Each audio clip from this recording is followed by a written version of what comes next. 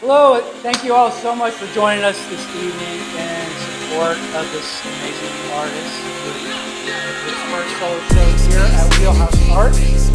My name is Daniel Falls. I have my own WheelHouse Art, and I can't tell you how excited I am to see this show up. I'm a big fan of Loren's work. I love his paintings and his sculpture, and I'm excited to finally have the opportunity to do a show of his work here. And I'm very thankful for all of you for coming in support of Loren as well. So for anyone, I'm sure many of you already know, are aware of Loren, his background, or at least have read our emails. But if not, I'll just give you a little background information and we'll jump into the questions. Loren Myhre is an artist based here in Louisville, Kentucky. I'm going to read this basic tagline information. Yep. For the past 22 years, Myhre was preoccupied with abstraction. His art displayed loose, thick brushwork and steel forms that were rooted in symbology. Myhre, as of late, has returned his image making that reintroduced figuration, landscape, and still life. He retrieves ideas for his paintings from magazines, newspapers, and other photographic sources. He constructs the compositions for his paintings from these various collaged pictures and his own imagination. The subjects and scenarios that are most often depicted are moments of people and places on the outskirts of popular culture or customary civility. Recent themes in the paintings reflect solitude, individualism, and transience. Born in Iowa and raised in Florida, Loren earned his undergraduate degree from the University of Florida before moving to New York to earn his master's at Parsons School of Design. So, welcome, Loren. Thank you. Thank you.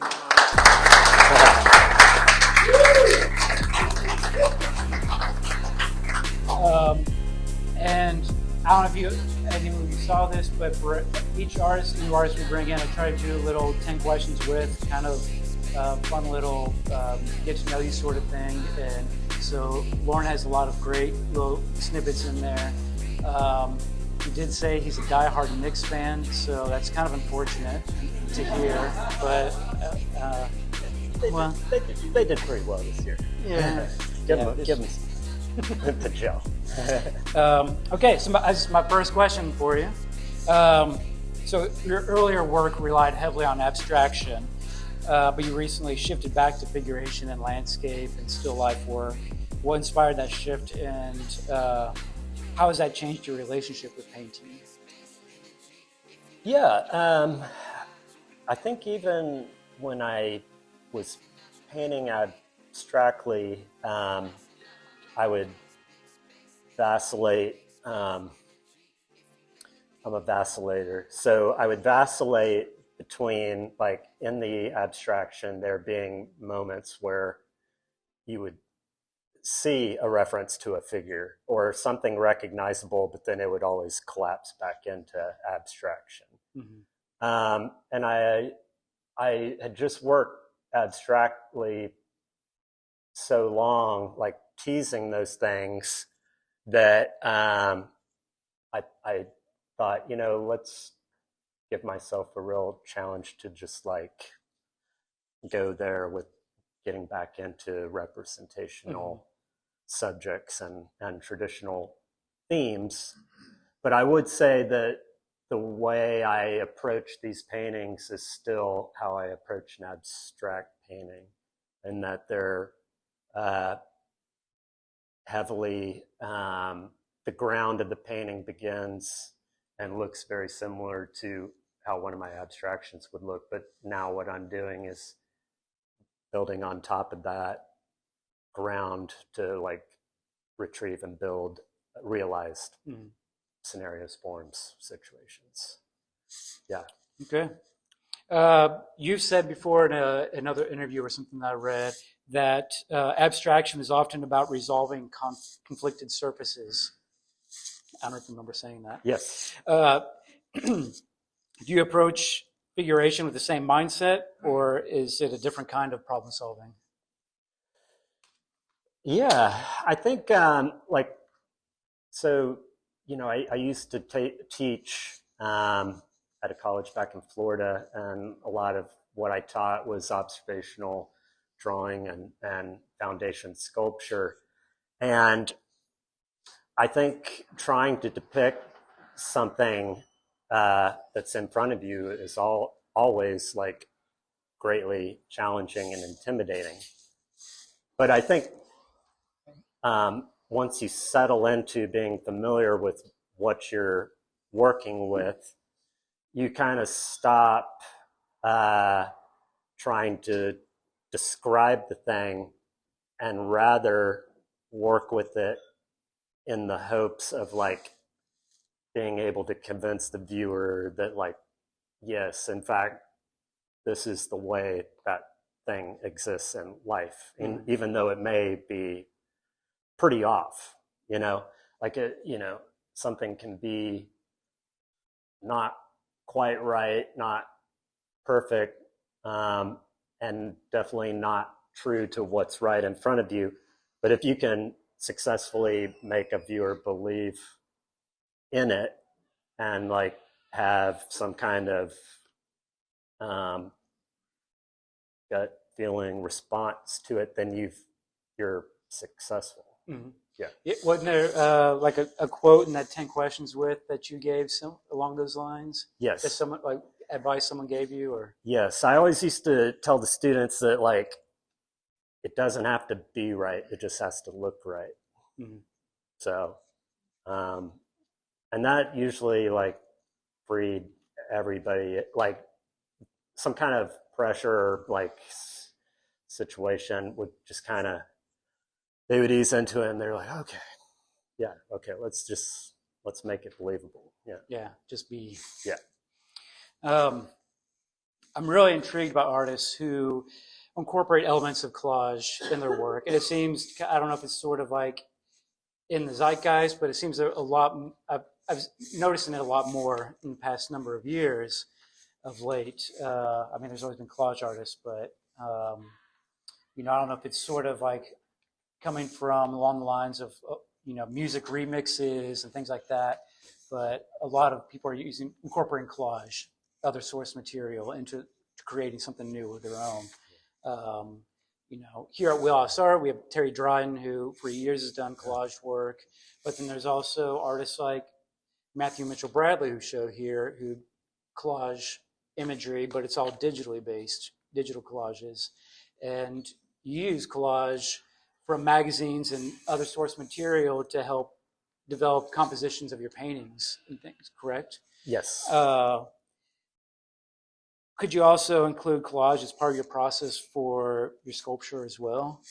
Or, and if so, like what role, difference between creating sculpture versus doing a painting, like what role does intuition play in versus the more methodical planning necessary for the sculpture? Totally. I would say that sculpture is the greatest material that I work with the collage aesthetic, and that a lot of my sculptures are moments where I take a found object and marry it with a fabricated object.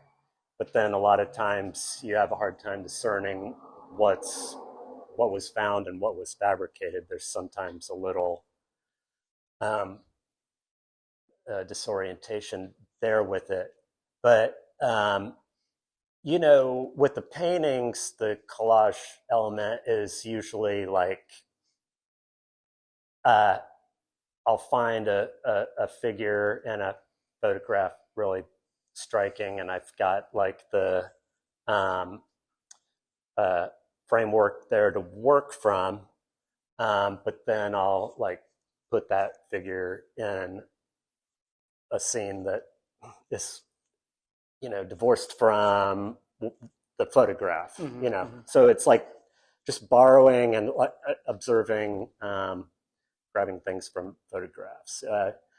Like this painting and the one here, actually, though, are from really old National Geographics, but I changed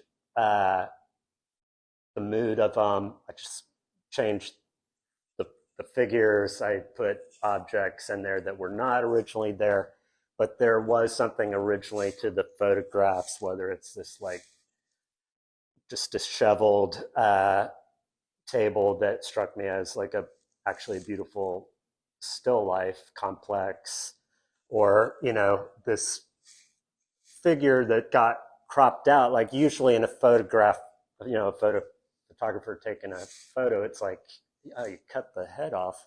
That's like kind of a no-no. But in this instance, it was like, it just struck me as like the perspective, this headless horseman, like departing this rather end of the day jovial like moment between some minstrels was like, it struck me. So sometimes I'll find a moment that's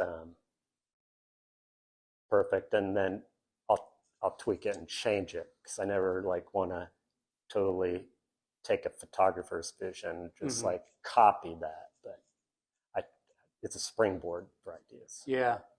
Yeah, and speaking of springboard for ideas, if any of you have been over to see our food spread, I just want to point out we included beanie weenies and sardines and bread and butter and items that we found from that painting. Don't judge us. We don't always have beanie weenies for our openings. So, yeah.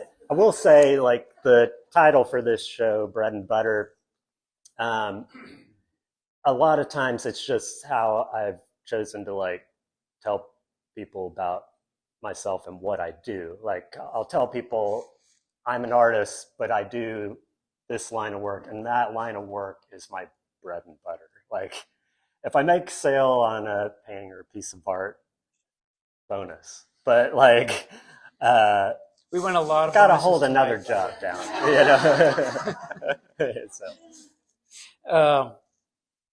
You work a day job and have a family to take care of, which I'm assuming largely leads to what you've described as an absence of a set working process and relying on intense, brief sessions in your studio, largely at nighttime when the moments allow you. Yeah. Do you think that impacts the emotional energy of your work, working briefly like that, isolated at night? Or like if, for example, say we had a lot of bonuses and everyone here was able to purchase everything in the show and commission all new work, and you're able to quit your day job and become a full-time artist. Do you think that kind of experience would change how and what you create? I really don't think it probably would. I mean, I say that, but I don't think it probably would. Yeah, it was always, yeah, you said something about, it was always an emotional thing, you know, working at the end of the day, like really coaxing yourself, like, to carve out that time, be committed to, and believe in what you're doing, irregardless of like the hours that you're given other time to. So you had to like emotionally commit and it's really mental. But I also really like there's also just something really kind of romantic also about it, though, like the struggle and like I make it when I can make it, you know, but like having enough faith in yourself and what you're doing to like stay on that path. Yeah, it's cool. Another thing I read in one of your interviews was we spoke about destruction as part of the creative act. So I was wondering if you could give us any examples where destroying a piece was essential to its final form, or if there was anything in this show that had that kind of trajectory. Yeah, I mean, with painting, it's always like a a painting it goes through so many permutations, and like, I guess destruction with painting is like you've spent a lot of time maybe on something in it, and when you've sat with it, you discover that it's just not working, and so you just like totally do away with it. That's an act of destruction and like a cancellation of an investment that you've, and it takes like courage to do that too. Yeah. You know, when you can admit like, that's just, I got to get rid of it. You know, like it's never like throw the canvas out and burn it, because I think every painting can be like saved. Like it's just, you know, paint it out. But and there's also something really cool about the history, you know, being able to see in a painting a history of something that was there, got edited out, and you can still make out, like, that's part of the beauty of like at least painting. With sculpture, you have to be like sometimes sculpture can be really intuitive, but then sometimes it's really you gotta kind of have a game plan going into it, especially like if I'm working with steel. Yeah. Like you don't plan correctly, and then you're gonna hurt somebody. Well, yeah, and also the destruction of something, like if I didn't like a steel form, you know, destroying it, that seems kind of futile. It's like, all right, it'll get set aside and I'll start over with something else. But they're very two different.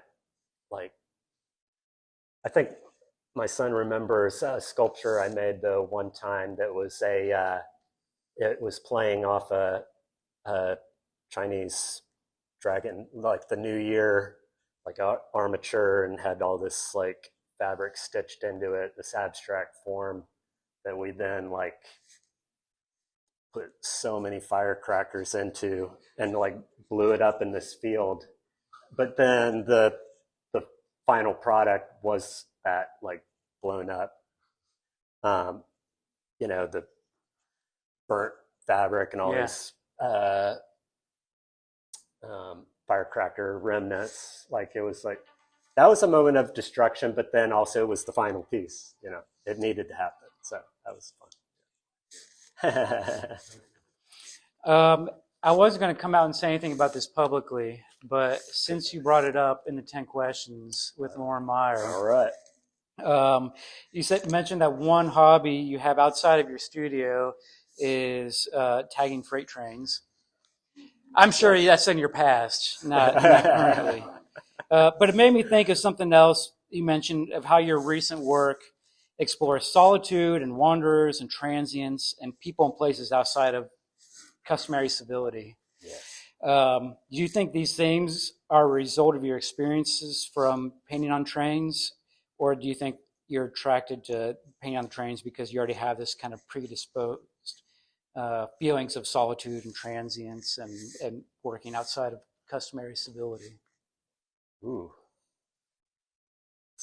man, that's a tough question. But I am really interested in people leaving their mark places, whether they're artistically inclined or they're just like, they feel compelled to leave a memento. And you see such great moments on freight cars, you know, people who have like are just, you know, they wander, they travel on the trains, they leave their moniker, their mark, like, I was here, I did this, or, you know, they're leaving some kind of message. Yeah, and it's here today and gone tomorrow. Yeah, sometimes the message is just pure poetry. Other times it's like something hopeful. Other times it's just nonsense. But it's like, it's fun going and seeing all this stuff people do on something and then participating in it. Like, well, I'm going to leave my mark too. And this guy here, he's come the furthest for this show all the way from Long Beach, California. This is Did you ride the train here? he and I get into that mischief together a lot of times, but he's a former student of mine, and we've had many a great time doing the train painting and monikers and all that fun stuff. No, It's a good time. Your attitude fool you. He loves to throw out. Trains, firecrackers. You grew up raising livestock for 4-H and working with your father, who was a horticulturist, in greenhouses and things. Yep. And then you also lived and worked in concrete jungle of New York. Yep. How do you think these, for lack of better expressions, pastoral and industrial worlds influenced your material and creative choices? Yeah, largely. Like before moving to New York, grew up largely in the sticks, rural. A lot of my painting was, even though abstraction, very pastoral, very earthy.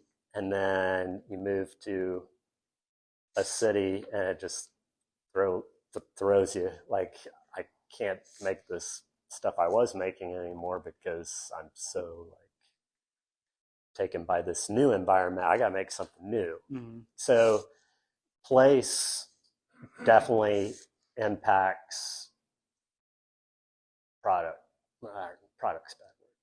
better, the outcome of things. Mm-hmm. So I mean, even moving to Louisville, the work shifted and changed and morphed.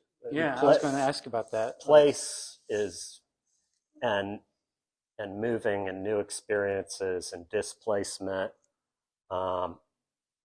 transition, the transient stuff, all like impact, an artist's language incredibly. Mm-hmm. Yeah, I was going to ask about that. If as like a follow-up, how potentially Louisville may have affected your perspective of your practice. I know that piece was done based off of a trip to Red River Gorge, right? Yeah, right. And that was, a couple years ago, just a bunch of swimmers in the river, and I had brought some ink and a brush and did some like studies of just people just sitting there waiting in the water. And like Louisville is a great balance of having, urban, diverse, like city energy to it, and also its proximity to nature is just so accessible. It's a great balance between, like where I grew up and also like city living. Mm-hmm. It feels really nice. Yeah. Yeah. All right, that's my last question. You credited Tom Butter and Louise Fishman as key influences during grad school, right? Yeah. Mm-hmm. How did their mentorship shape the trajectory of your art? And did their influence have anything to do with this exhibition, considering the show is titled Bread and Butter, and Louise Fishman, and there's fish on the plate? Diving deep. Yeah. Okay. Yeah. I mean, so Tom was a sculptor mentor of mine in grad school. When I moved to the city and started studying the shift from the painting I was doing, I fell into sculpture. I also had like a little work study thing where I was assisting in the wood shop, helping people out with their projects and all of that. So I spent a lot of time in the sculpture studio. And what he gave me was like everything a sculpture could be, and how to talk about art. Like where before I was pretty like probably pretty naive, and like my ability to talk about art was really limited, but his way of talking about things rooted in real life and where he was grabbing all this inspiration from, it's like vast. That was really helpful. And then Louise was just old school abstract expressionist painter, who was so dedicated to her painting and believed that, like, so many times, you know, people in the art world or artists will be like, painting's dead, you know, but she was a firm believer in the brush and the material and its ability to still inspire and move, and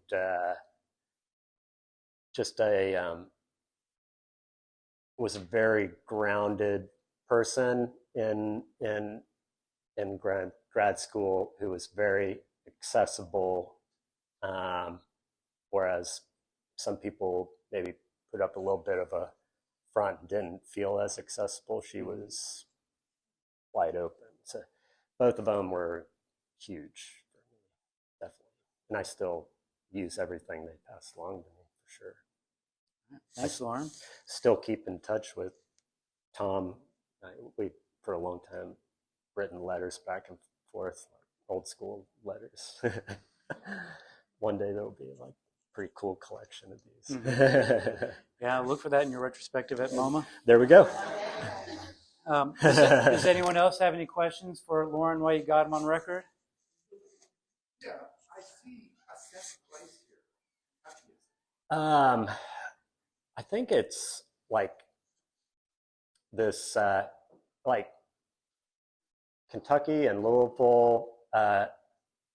Everybody is I've met is so like inclusive and welcoming. Like, you could meet someone who has lived here their whole life, and they probably have their own circle that they run with, and but they're always open to like bringing in, you know, a stranger, and like, hey, the more the merrier. Like, there's something very tight, something about it, like it being a tight community, and you, even though it's a city, I still run into the same familiar faces. There's something very comforting about that.